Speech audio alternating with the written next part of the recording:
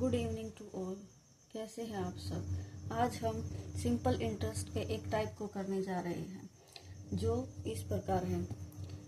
Statement में दिया गया है कि किसी राशि का साधारण ब्याज उसके मूलधन का 9/35 है।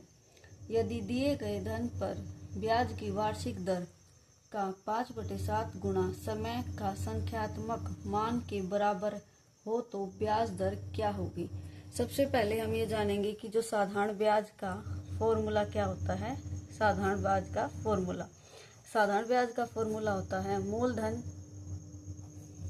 गुना दर गुना समय बटे में 100।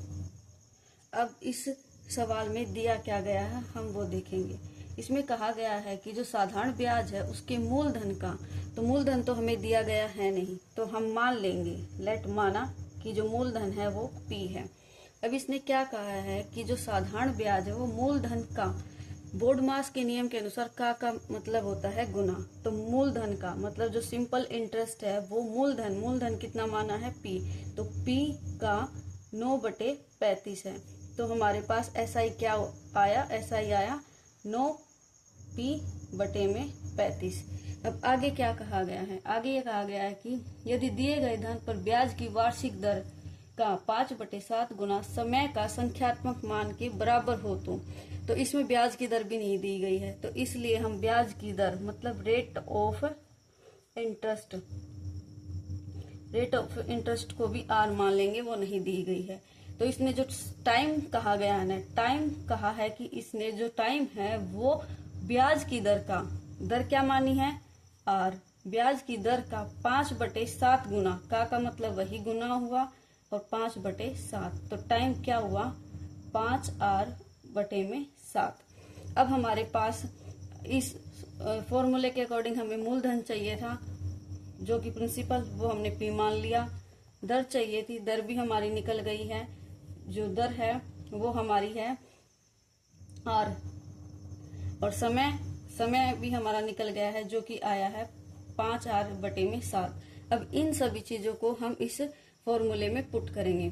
फॉर्मूले में पुट जैसे कि मूलधन कितना है P, rate of interest R मानी है, समय कितना है 5R/7। फॉर्मूले के अकॉर्डिंग नीचे 100 आता है तो हम 100 भी ले लेंगे। और अब साधारण ब्याज भी दिया है इन्होंने, तो साधारण ब्याज कितना है 9P/35।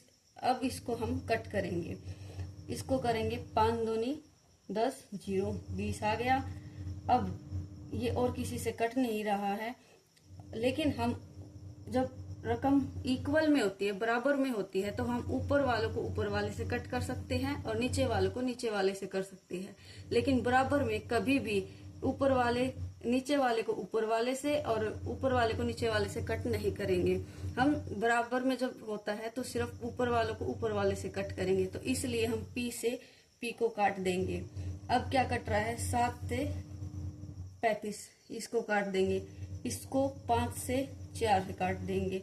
अब ये देखना है कि हमारे पास बचा क्या है, यहाँ बचा है R/4 और यहाँ बचा है 9, तो इसको R को यहीं रख लेंगे, इसको यहाँ ले जाएंगे 36। लेकिन एक चीज सोचने की है, एक R ये भी बचा था, तो ये हमारे पास R² बचा है, तो ये R² की वैल्यू इतनी आ गई।